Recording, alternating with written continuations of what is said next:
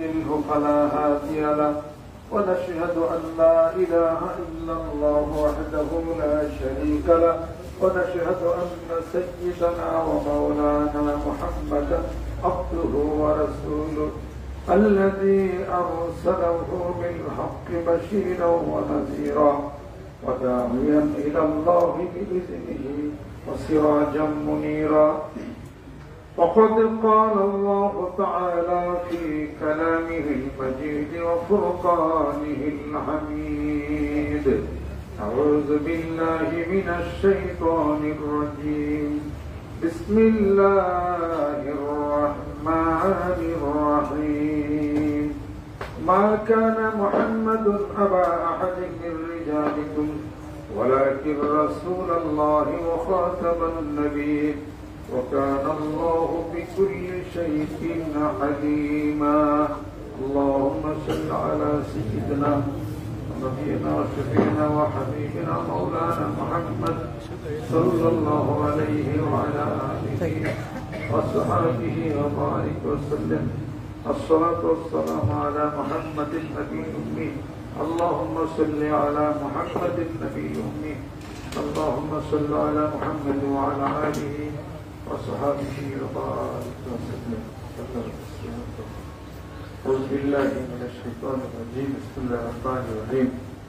وإذ قال ربك للملائكة إني جاعل في الأرض خليفة قالوا أتجعل فيها من يفسد فيها ويسفك الدماء ونحن نسبح بحمدك ونقدس لك قال إني أعلم ما لا تعلمون. صدق الله العظيم.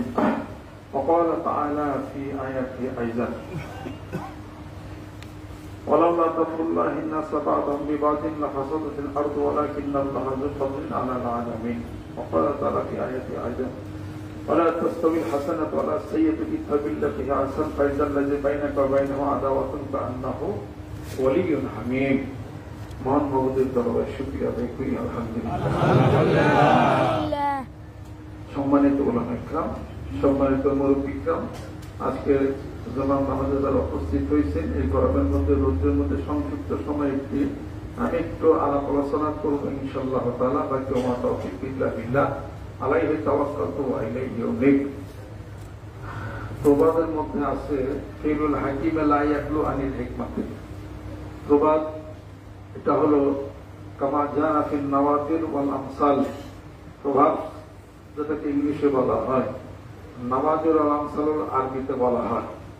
অনেক বছর ধরে অনেক কিছু দেখাশোনার পরীক্ষার পর একটা প্রবাদের সৃষ্টি হয়।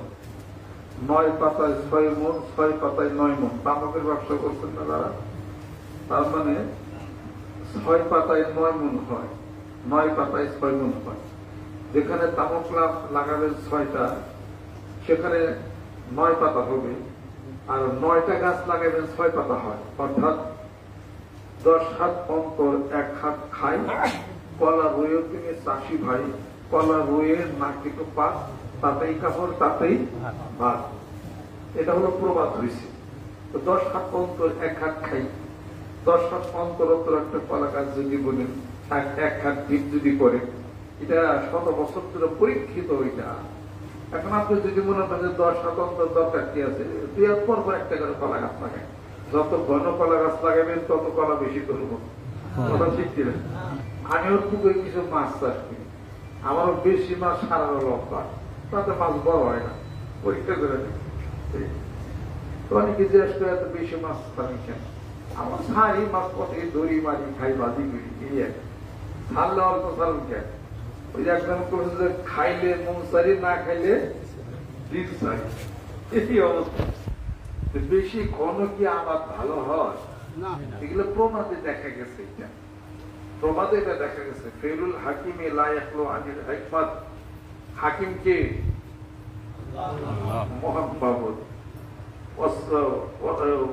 ওয়াসবির, ধৈর্য ধারণ করো, ধৈর্য ধারণ করো যে পর্যন্ত না হাকিম মহান তোমার জন্য বিচার ফয়সালা করে দেয়। হাত্তা ইয়াহকুম আল্লাহ ওয়া হুয়া খায়রুল হাকিমিন।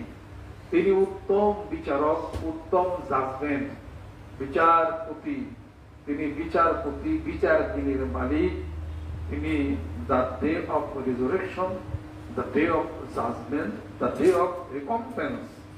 যিনি বিচারকিনীর মালিক, বিচার কার্য পরিচালনা যিনি করবেন, তার চেয়ে ভালো বিচারক কেউ নাই। কোন হিকমত আছে না নাই?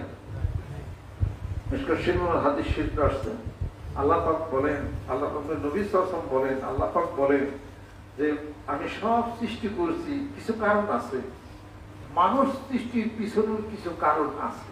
সুবহানাল্লাহ, সুবহানাল্লাহ।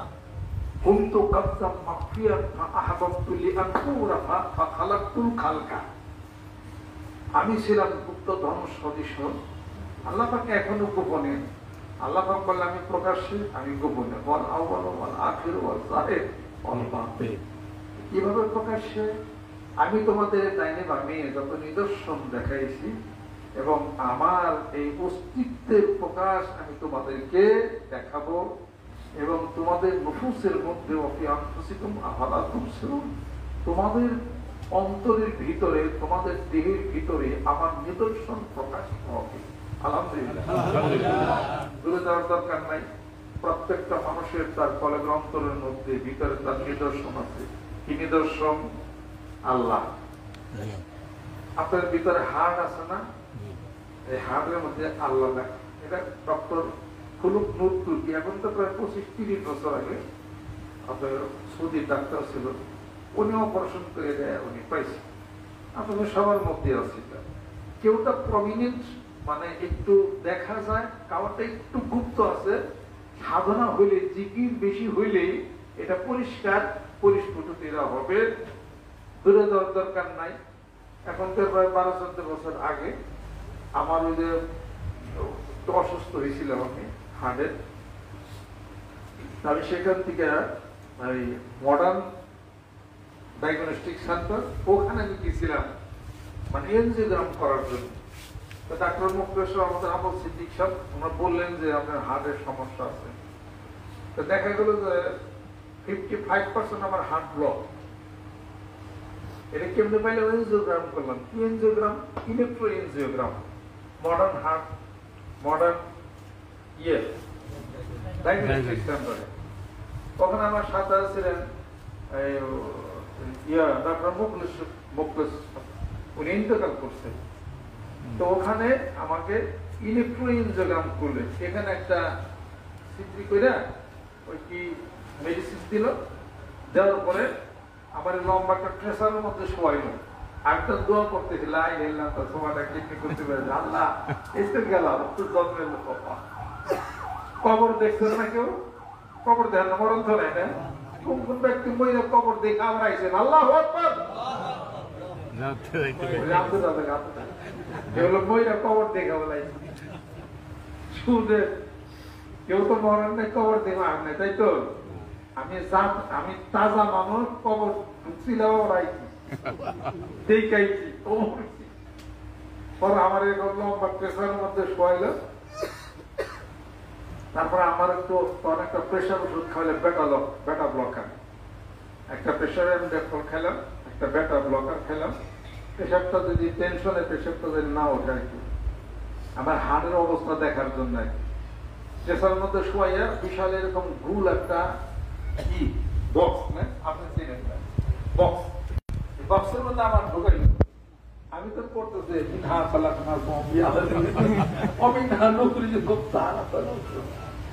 আল্লাহ একটু কম করে যাইতেছি, আস্তা করলে দুনিয়ার দাম বলে ঢোকাইলে হবে। আমি মনে করছি আমার সাথে সাথে অনেক ডাক্তার লোকরা ওরা কি ছিল যাইতেছে, ওখান থেকে আমার ঢুকে গিয়ে আটকে দিল। আমি হেঁটেও দেখলাম, ঢোকার পরে ওনারা বললো যে আপনার সমস্যা হয় না, আপনি কি একটা সুইচ ওটা টিভি দিয়ে তাহলে আমরা আবার খুলে নেব। দোকানের পরে ঠিক আছে দেয়া যায়, হাইরে শব্দ হইল ডুম ডুম ডুম, আমাকে খবর তো দেখেন না, একবার দুইটা দেখি ইয়ের মধ্যে, খবরের মধ্যে খবর ঠিক একটা মানুষ একলাই তোমার টেলিগ্রাম মানুষ হয়ে যাবে। দুনিয়ার পামায় না খবর দেখলে যেরকম তো সমস্যা, আসল খবরে গেলে তো খবর পরে যা শব্দ হইতেছে ডুম ডুম ডুম, হাই হাই। পরে আবার বাড়ি করলো, বাড়ি করে বলে নতুন জীবন এলাম। এরপরে রিপোর্ট দিল আর কি, ইলেকট্রোএনজিওগ্রাম রিপোর্ট দিল। কারণ ডাক্তার আর এক ডাক্তারকে চাওয়াচাই করতেছে। তাহলে ওই ডাক্তার বলতেছে হুজুর এনে দেখেন কি মানে তারা দুজন দেখো দেখে দেখে বলা বলি, সব ডাক্তার বলা বলি করতেছে। এই রিপোর্ট তারপরে পিকচার ছবি আমার কাছে এখন আমি রেখে দিচ্ছি, আপনারা দেখতে পারেন। স্পষ্ট আল্লাহ বলে একদম বড় স্পষ্ট দেখাইছে।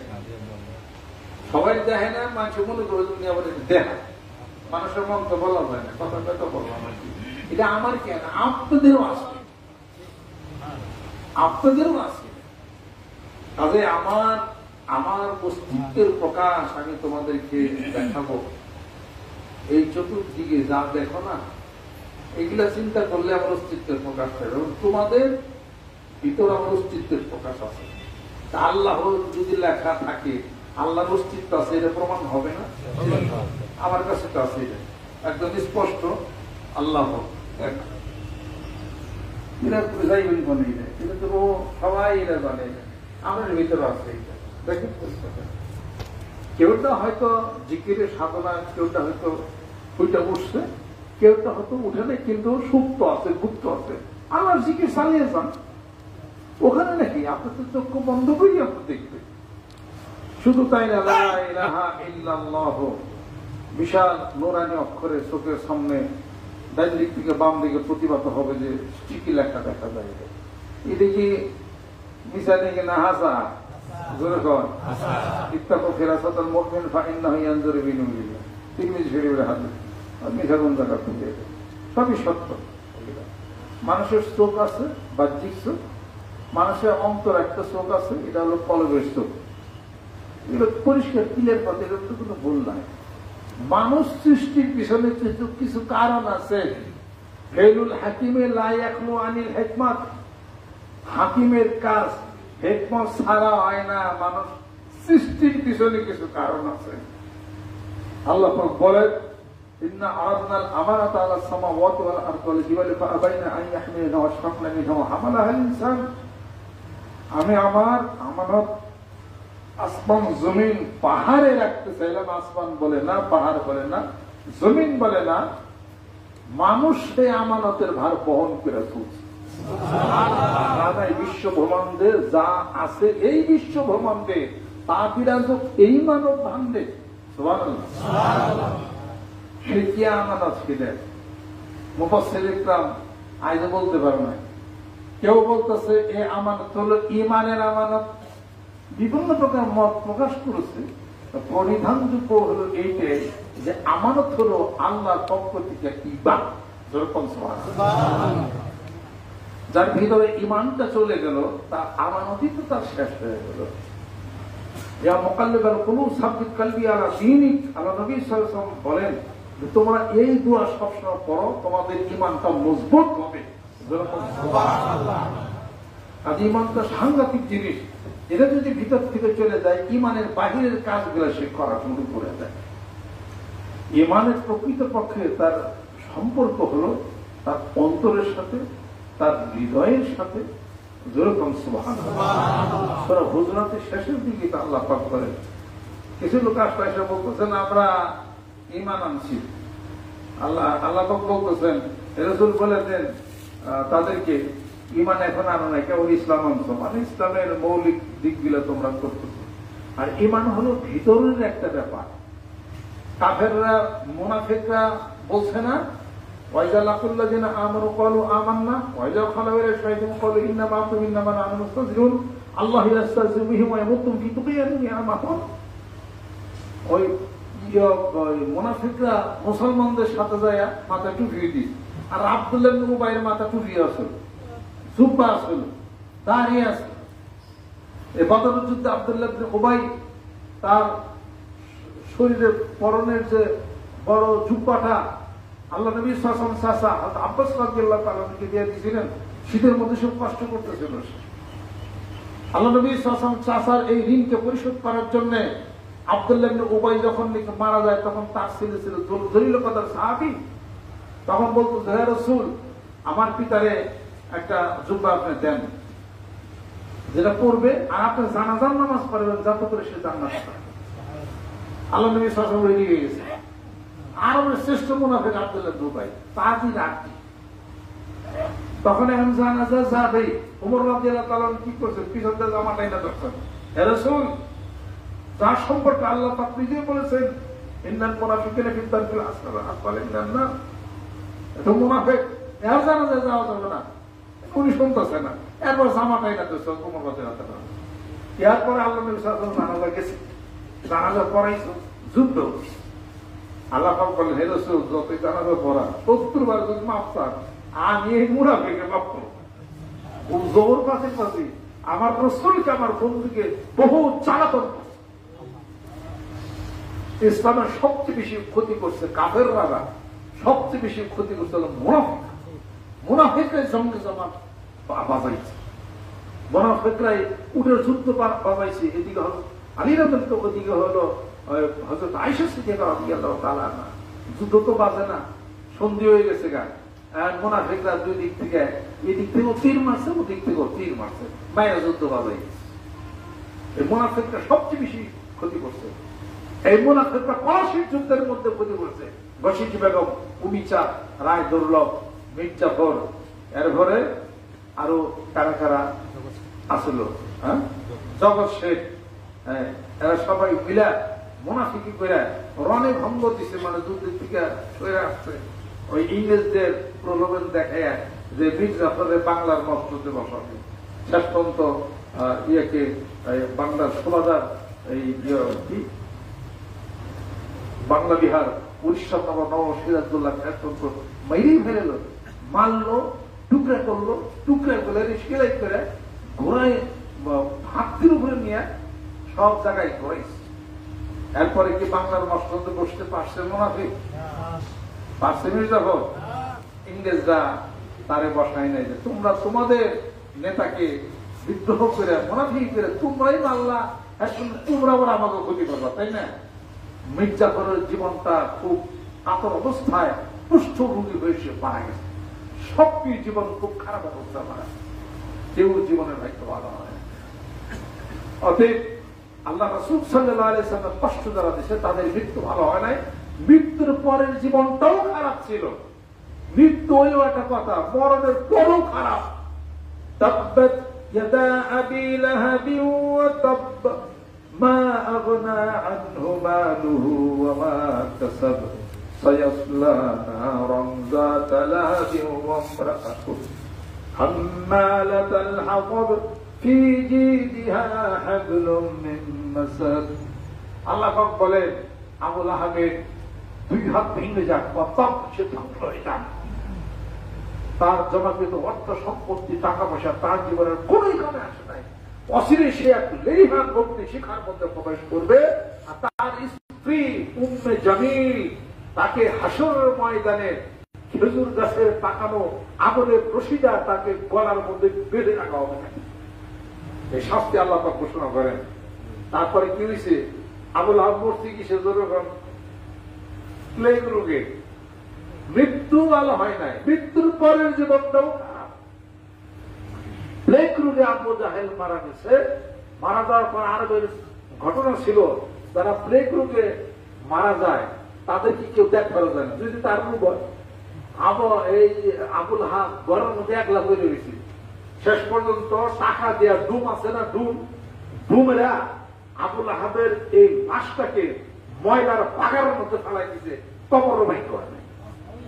ময়লার বাগানের মধ্যে থাইকা পয়সা মাছি পড়ে শেষ হয়ে গেছে। অথচ আবুল হাব ছিল দুধে আলতা চেহারা, তার এই চেহারা, তার টাকা পয়সা কোনো দাম হয় নাই। তার বিহুরিতে হযরত বেলাল রাদিয়াল্লাহু তাআলা ছিলেন। বেলাল হাবশী, কালো ছিল, মোটা ছিল, ঠোঁটগুলো মোটা ছিল, ভালো ছিল না, দেখতে সুন্দর ছিল না, কিন্তু মহান মাবুদের দরবারে তার সম্মান মর্যাদা এতটুকু ছিল, বেলাল আযান না দিলে ৮০০ মহল্লায় আযান যেত।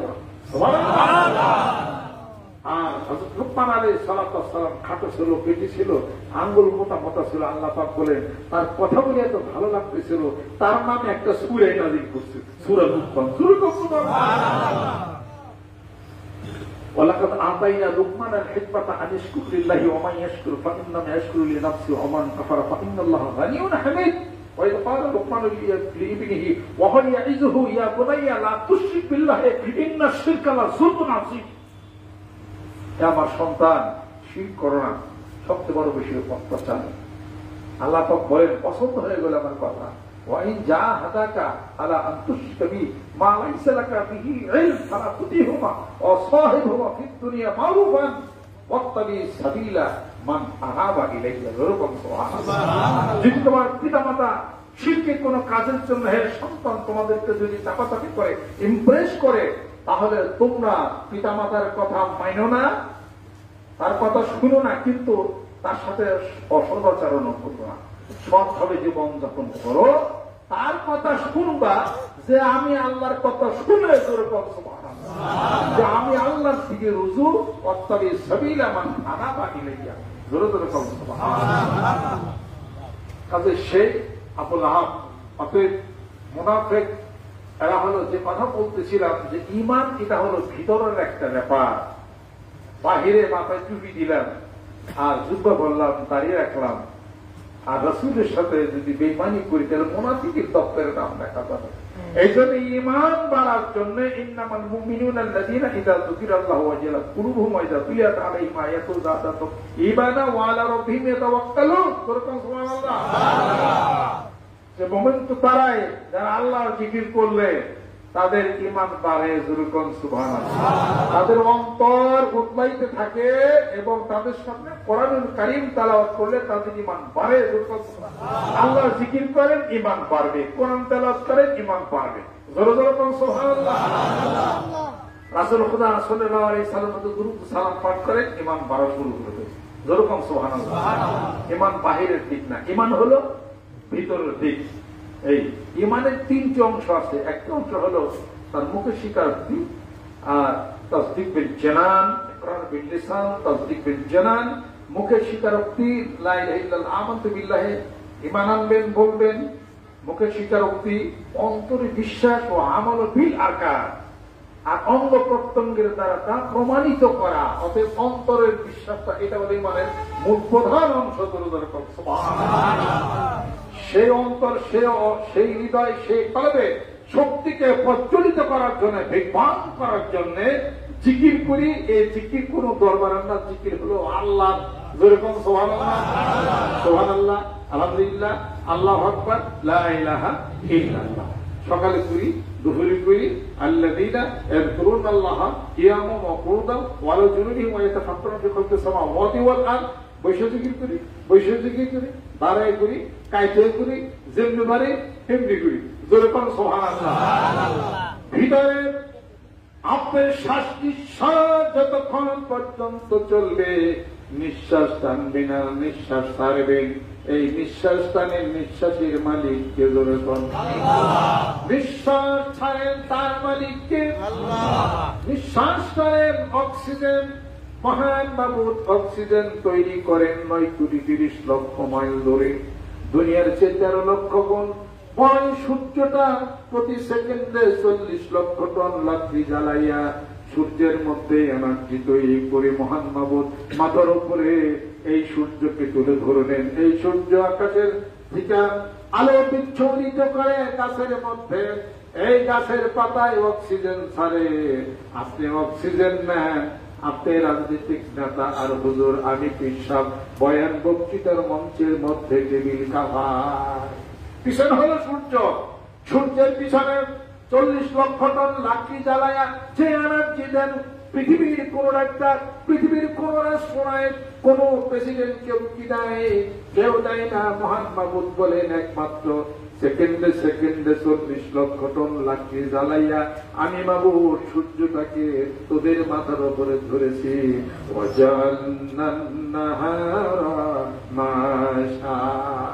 আমি দিবস তৈরি করলাম, আর সে অক্সিজেন নাকে নেও, আবার কার্বন ডাইঅক্সাইড ছাড়া মানুষ ঠিক পাও না। আসলে এত ব্যাপার না। কোরআন যেন ভুলে যাও, আমি আল্লাহরে ভুলে গেছে, হাসুর মাঝে আমি বন্ধ করে বুঝলে আল্লাহর কি বলা যাবে? বইলা লাভ নাই। কবরে গেলে অকুল্লু মাতি হিয়ামাল কিয়ামাত হাত্তা, কবরে গেলে ওই আল্লাহ মালিকের সামনে খারাপ খারিয়া আল্লাহ বলবেন, এই কিরে খবর কি তোর? এই যে পয়সা পাচ্ছি ওটা দিছিলাম, কি করছো? এটা কর নেকার রাস্তায় কিছু দিছা, কিছু কাম করতে হবে, এটা কর। আল্লাহ সেইখান থেকে আমি আল্লাহ রাস্তায় তোমরা কিছু না কিছু শরীর হয়ে দাও। জোরে জোরে করুন ধন সম্পত্তির মালিক কে? দিচ্ছেন কে? নিবেন কে? আর কবরে গেলে থাকবো কার কাছে? আল্লাহর কাছে। খেয়েছিলাম, আপনি খেয়ারবেন না, কথা ঠিক কিনা? আস্তাগফিরুল্লাহ আস্তাগফিরুল্লাহ। এখন বিবাহ করবে কাবিল গো, আমি আমার বনি দেব, এটা তো কোনো নিয়ম না। আল্লাহ তাকে নিয়ম করে নাই। এক কথা দুই কথা তর্ক পাইছে, শেষ কথা কাবিল কি করছে? হাবিলে পাথর দিয়ে মাইরে গেলেছে। কোন হয়েছে কি? কোন হয়েছে? ওইখান থেকে শুরু হয়েছে। আইকে থামছে? থামে নাই। ওই যে ইয়ামানে খোনাখুনি যুদ্ধ, প্রতিরোধ যুদ্ধ, ইসরায়েলের যুদ্ধ, বসনিয়া হার্জেগোভিনার যুদ্ধ, তারপরে থামলালো এই আরেক যুদ্ধ, যুদ্ধ 21শে ফেব্রুয়ারি এই আরেক যুদ্ধ মহিলা গেল গা। ভাষার যে নামকরণ করো, রাষ্ট্রভাষা উর্দু করছে, বাঙালি এরকম আমাকে বাংলা ভাষা হলো এটা রাষ্ট্রভাষা করুন। মারে নয় নাই, মানুষ মরে নাই, শহীদ রফিক জব্বার মরে নাই, রক্তপাত হয় নাই। কে ওটা নতুন জায়গা সব রক্তপাত হয়েছে। ওই যে 1980-83 সালে আপনার প্রেসিডেন্ট জিয়াউর রহমান চট্টগ্রাম সার্কিট হাউসে গোলাগুলি হয় নাই, মরে নাই। বিডারি বিদ্রোহ গোলাগুলি হয় নাই, 2 দিন টুকটাক করে মারে নাই। কে রক্তপাত হয় নাই? অহন রক্তপাত হইতেছে না বর্তমানে? মেলায় মরছে না, পক্ষ মরছে না, রক্তপাত চলছে। বন্ধ হইল কবে? আবার বন্ধ হইব নি? বন্ধ হওয়ার কোনো নাই। আবার যান বিদেশে যান, ওই যে রাশিয়া ইউক্রেন হইতেছে না যুদ্ধ, মরতেছে না? আবার ইসরায়েল মুসলমান ফিলিস্তিনিকে প্রায় 40,000 হইতেছে না? বন্ধ করা নেই, বন্ধ কোনো জায়গায় নাই। মনে রেখে যে রক্তপাত শুরু হয়েছে, এই রক্তপাত কিয়ামত পর্যন্ত মনে হয় চলতে পারে। আমি জানি না, কিন্তু হইতে পারে। বন্ধ হবে একমাত্র রক্তপাত যিনি বন্ধ করেছেন মহানবী সাল্লাল্লাহু আলাইহি ওয়াসাল্লাম। তার আদর্শ সমাজের মুখে যতদিন পর্যন্ত না আসবে, রাসূলের মহব্বত যতক্ষণ পর্যন্ত না হবে, পর্যন্ত রক্তপাত বন্ধ হবে না। রক্তপাত মানে কি? অবৈধ রক্তপাত। ইসলামের পক্ষে, কোরআনের পক্ষে, রাসূলের পক্ষে যারা রক্ত দেবে তারা শহীদ হয়ে যাবে। ইন্নামা আশতারা মিনাল মুমিনিনা আনফুসাহুম ওয়া আমওয়ালাহুম বিআন্না লাহুমুল জান্নাহ ইউকাতিলুনা ফী সাবিলিল্লাহ ফায়াকতুলুনা ওয়া ইউকতালুন ওয়া জানা আলাইহি হাক্কান ফিত তাওরাতি ওয়াল ইনজিল ওয়াল কুরআনি ওমান আওফা বিআহদি মিনাল্লাহি ফাস্তাবশিরু বিবাইয়াকুম আল্লাযী বায়াতুম বিহি ওয়া যালিকা হুয়াল ফাওজুল আযীম। এটা হলো আলাদা জিনিস। সুবহানাল্লাহ। যাদের শক্তি আছে, সামর্থ্য আছে, তারা সেটা করতে পারে। সামর্থ্য নাই তাহলে পরে দূরে চলে যান, ঘৃণা করেন, ফাঁকে চলে যান, ফাঁকে চলে যান, এই হুকুম আছে। আর রক্তপাতের বন্ধের একটা লাইন রাসূলের মহব্বত, আল্লাহ জিকির, ইসলামের দাওয়াত। ইসলাম মানে কি? লা ইলাহা ইল্লাল্লাহ। লা ইলাহা ইল্লাল্লাহ ঠিক নাই, আর ইসলামও ঠিক নেই। তার কারণ বুনিয়াল ইসলাম আলা খামসি, ইসলামের স্তম্ভ হলো 5টা। প্রথমটা কি? লা ইলাহা ইল্লাল্লাহ। তাতে যুক্ত করেন মুহাম্মদুর রাসূলুল্লাহ সাল্লাল্লাহু আলাইহি ওয়াসাল্লাম। আমি উপন্যাসের মধ্যে পাইছি, আল্লাহ নবী সাল্লাল্লাহু আলাইহি ওয়াসাল্লাম বলেন যে ব্যক্তি লা ইলাহা ইল্লাল্লাহ পড়ছে, এটা এক হাদিস আছে, অন্য জায়গা আরেকটা আছে। মান ক্বালা লা ইলাহা ইল্লাল্লাহ ফালাখাল জান্নাহ গেল। অন্যটা আছে, যে ব্যক্তি বলল লা ইলাহা ইল্লাল্লাহ, আল্লাহ ছাড়া কোনো ইলাহ নাই, এবং এই সাক্ষ্য প্রদান করলো যে আমি আল্লাহর পক্ষ থেকে, আল্লাহর রাসূল, আল্লাহর নবী, তাহলে পরে সে জান্নাতে যাবেই। ওয়াইন জানা ওয়াইন সারাকা, আবার বলেন সাহাবা, সত্যি কি তাই? ওয়াইন জানা ওয়াইন সারাকা, ওয়াইন জানা ওয়াইন সারাকা। আর ওই হাদিস কিন্তু হযরত আবু হুরায়রা রাদিয়াল্লাহু আনহু শোনার পরে বললেন যে আমি কি তাহলে এই সংবাদ পৌঁছে দেব না মানুষের নিকটে? তখন আল্লাহ নবী সাল্লাল্লাহু আলাইহি ওয়াসাল্লাম হাত দাও পৌঁছিয়া দেখা হলো কার সাথে? আগে হযরত ওমরের সাথে। দেখার পরে যে ওমর শোনো, আল্লাহ নবী সাল্লাল্লাহু আলাইহি ওয়াসাল্লাম বলছেন মান ক্বালা লা ইলাহা ইল্লাল্লাহ ফালাখাল জান্নাহ, যে ব্যক্তি লা ইলাহা ইল্লাল্লাহ বলবে বেহেশতে যাবে। একথা শোনার পর ওমর তার বুকের মধ্যে বুঝিয়ে লাগাইছে, বুঝিয়ে খাই পড়ে গেছে। ইয়া রাসূলুল্লাহ, আমি ভালো কথা কিছু ওমর আমার বুঝিবার ডাকবো, ওমর ডাকতেছে। ওমর কাম করছো, আমি এই জন্য করছি প্রাথমিক যুগে বলছি কিসাইয়াতটা কিলু মানুষ সেভাবে ভরসা করে না, আমাদের সব ছেড়ে দেবে। আল্লাহ চুপ হয় না, কোনো কথা এটা বলবেন না। আর ওই হাদিস শরীফের যে ব্যক্তিরা, রাবির নাম তখন মনে নেই, ওই রাবি তিনি এই কথা বললেন, আল্লাহ নবী সাল্লাল্লাহু আলাইহি বলছেন যে এই ব্যক্তি লা ইলাহা ইল্লাল্লাহ পড়বে এবং বলবে, সাক্ষী দেবে মুহাম্মদ সাল্লাল্লাহু আলাইহি ওয়াসাল্লাম আল্লাহ রাসূল, আল্লাহ নবী সাল্লাল্লাহু আলাইহি ওয়াসাল্লাম, সে যত গুনাহ যাই কিছু করুক জান্নাতে যাবে। সুবহানাল্লাহ। আল্লাহ নবী সাল্লাল্লাহু আলাইহি ওয়াসাল্লাম বলেন যে সাবধান, এই কথা বইল না, মানুষের কাছে এই কথা বইল না। সেই রাবি মৃত্যুর আগে এই হাদিস শরীফটা বলে গেছে, যেহেতু তার ইলমটা গোপন হবে, হাদিস শরীফ গোপন করে যাবে, এটাকে হাসরের মধ্যে তাকে ধরা হবে, এই ভয় ভীত হইয়া সেটা সে বলে গেছেন মানুষের নিকটে। যত করে গুনাহ হরত করি যেটা বলবে জান্নাতে যাবে, যেরকম সুবহানাল্লাহ। খালেস নিয়তে ইত্মিনানি কলবে অমাউমিরু ইল্লা লিয়াবুদুল্লাহ মুখলিসিনা লাহুদ্দিন, এর উপর ভরসা করা যাবে না। তবে যে খালেস নিয়তে অন্তর দিয়া, হৃদয় দিয়া লা ইলাহা ইল্লাল্লাহ মুহাম্মদ সাল্লাল্লাহু আলাইহি ওয়াসাল্লাম বলবে, সে সব গুনাহ পাপ থেকে আল্লাহ তাআলা হেফাজত করবে। সুবহানাল্লাহ। এটা এমন শক্তি, এমন পাওয়ার, এটা লা ইলাহা ইল্লাল্লাহ যদি ঠিক মতো বলতে পারেন এবং এটা বিশ্বাস করতে পারেন, ধ্যান করেন, খেয়াল করেন, একাকী বসে ধ্যান খেয়ালের মাধ্যমে ইনশাআল্লাহ ভারত পেয়ে যাবেন। ভারত কিন্তু বিশ্বাস থাকে কিছু আল্লাহ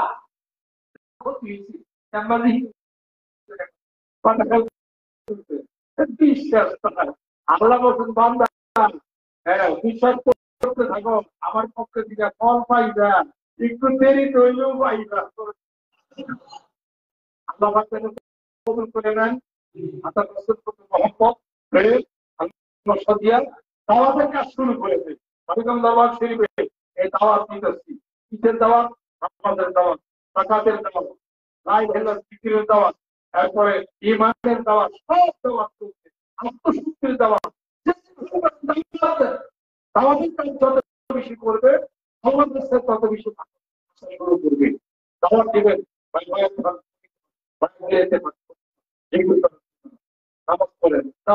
সমস্যা কি আছে? দাওয়াতের কথায় আসতে হয় কি না, মনে করে তুমি জমাতটা দাওয়াত দিনের দাওয়াত, তুমি জমাত দিনের দাওয়াত, আমরা কে রাইটের দাওয়াত দিই, কথা ঠিক বুঝে দিনের দাওয়াত, দিনে কাজ করে, দিনে কাপড়া হয়ে থাকে, আর আমরা দায়িত্ব তুমি জগতের কোন ভাইরা দাওয়াত দেয়, আমরা রাইটের দাওয়াত